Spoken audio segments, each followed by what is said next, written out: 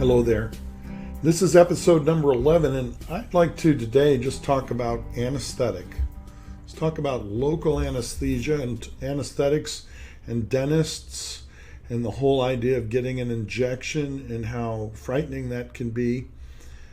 And I'm going to just talk in just general terms here. I've studied this subject for many years, obviously, and there are so many things that we could talk about. We could talk about it from an historic standpoint, because I think it's interesting how people ahead of us before our time discovered things and introduced them, and it's fascinating. And it makes me think about, well, what was it like before we had local anesthetic? What could we or could we not do with people? There was a time when death was preferred over surgery, because to do surgery would be so painful. It was extraordinarily awful, and people would elect to die instead. And today we have millions and millions of anesthetics, either local anesthetics or general anesthesia, occurring, and treatment is being performed because we have the ability to block the pain coming from the site of wherever the injury is to the brain. And we have this amazing ability, which is such a blessing. Well, when we think about dentistry is kind of linked to the shot. And I talked about this in an earlier episode about how I don't even like the term. And I think the first time I ever heard the word shot was I was going to get a shot, which was a vaccine or something in the arm. But the typical image of it is the syringe with the needle, and it looks painful. You want to stab anything in your body. And nobody likes the whole idea of that. But the mental images that we as human beings can come up with can so frighten us that we actually are, in our own nervous system, dumping so many hormones and our own epinephrine and everything to stimulate the heart and create panic attacks in ourselves over something that in the reality isn't all that big a deal. But tell that to a child. The other thing I think that every dentist can tell you is that the worst thing you can do with a child is to tell them all your horror stories about how awful something was. And I know how that is, because we all like a good story, and we all like the stories where we're in trouble and we have to get out of it, and all of those things are funny. But children can listen to stories about going to the dentist and how horrific it was, and it will set them up for fears that are so unnecessary. I think one of the best pieces of advice I could give a parent is to set up an appointment where you and your child at some age can go visit the dentist and visit the hygienist and ride the chair and do things and see things that are safe and friendly and positive. And then in private discuss any concerns you have with the dentist, but don't discuss them in front of a child if you are worried and have fears. Those are good private conversations. I think what a child mostly needs from a parent or a guardian, somebody they trust, is that they're going to be there with them. And this also goes back to what I said before about trying not to overpromise good, but to be realistic, but in a positive way. For example, okay, let's just talk about you and me. We're going to have an anesthetic. I want to know that it's going to be done carefully, and I don't want to see the needle either. So there are things that I, as a patient, can cooperate in. For example, when somebody's drawing my blood, I don't watch.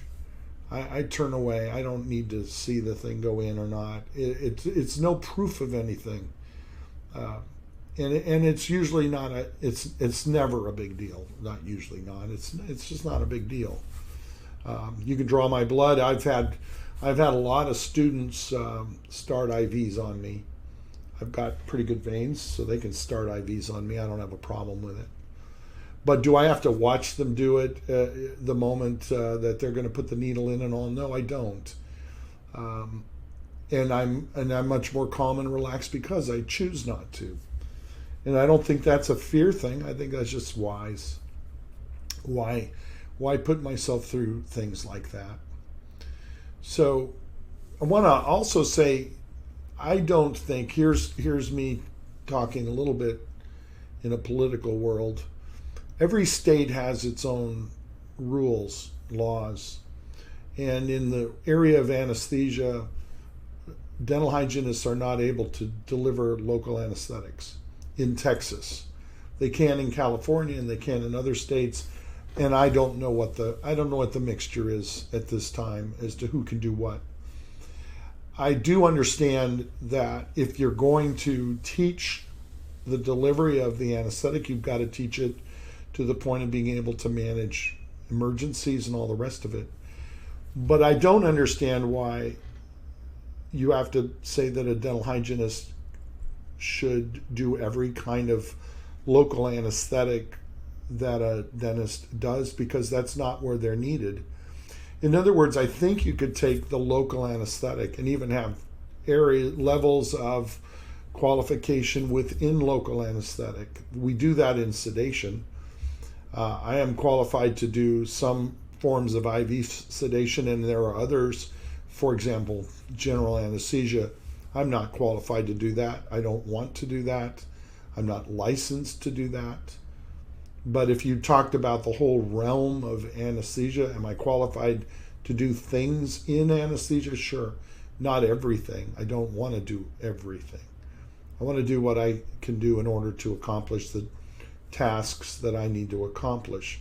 So if we go back to the dental hygienist, we could say, in order to clean teeth, you need a really good infiltrating method of anesthesia. In other words, putting the anesthetic in the area where you're going to be working, and the anesthetics today absorb really well into the tissues, including into bone, better than they've done in the past. There are new formulations that are better than they were in the past. I'm not going to go into the technical things on that, but they exist. So if you deliver a little bit of anesthetic to make something comfortable, I think a hygienist has the capabilities of doing that. Whereas to do blocks where the needle goes into deeper tissues and can cause a little more injury, maybe not. Maybe they could become qualified for that later, but you kind of have to see what is necessary and what isn't.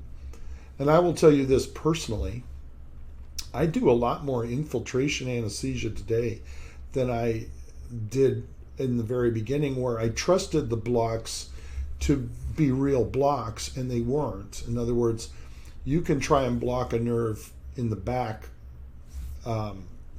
further back where it's closer to the brain, and the nerve ending or the nerve trunk is larger, and you're expecting, if you block it at that position, everything upstream from it is going to be blocked, and that isn't always the case, because the body's a little more complex than that.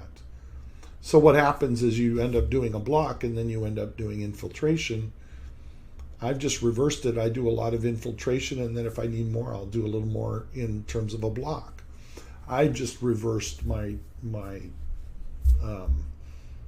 sequence. I do a lot more initial infiltration, get the tissues numb, and if I think I'm going to need more, I'll do the block. Again, this is what I need because I'm a periodontist. If I were an endodontist dealing with nerve pain, I would probably approach things very differently. Again, it all has to do with what we're doing. The other thing I would say is there isn't anything more important to patients than the ability of a dentist to provide an anesthetic comfortably. And to do this, I think there are some very simple things anyone can do. Number one is use topical anesthetic and allow the topical anesthetics to numb the surfaces of the tissues in the mouth before you inject into that, and then inject slowly and at the surface, just under the surface at first, to create a little anesthetic balloon there, and then work from there to fill out more anesthetic. If you do that, they'll feel one poke and that's it. And that won't even be much of a poke because it was numb to begin with the topical anesthetic. The second thing is I think that it's easy to get in a hurry, and the longer you wait, within reason, but the longer you wait after the delivery of an anesthetic, the more it can penetrate things and become numb, and you can sit people up. I know that we have well-known lecturers that say, after giving a anesthetic, have them reclined so you sit them up a little bit afterwards, and then just let everybody rest. After any sort of a block anesthesia, I usually set my timer for 10 minutes. And then I come back and I ask, how are you doing? Is this okay? And we check it. If we have to do more, we do more, and I might let them rest longer. Anyway, it has to do with time, giving anesthetic time. It's not that fast, really. And going with the infiltration is really good for dental hygienists. I'm all in favor of them being able to do that. I know that can be a political thing, but I don't see a reason not to.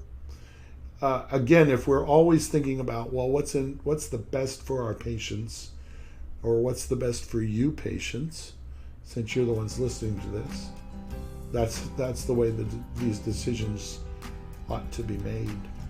Okay, I think that's it for today. Have a great one. Bye.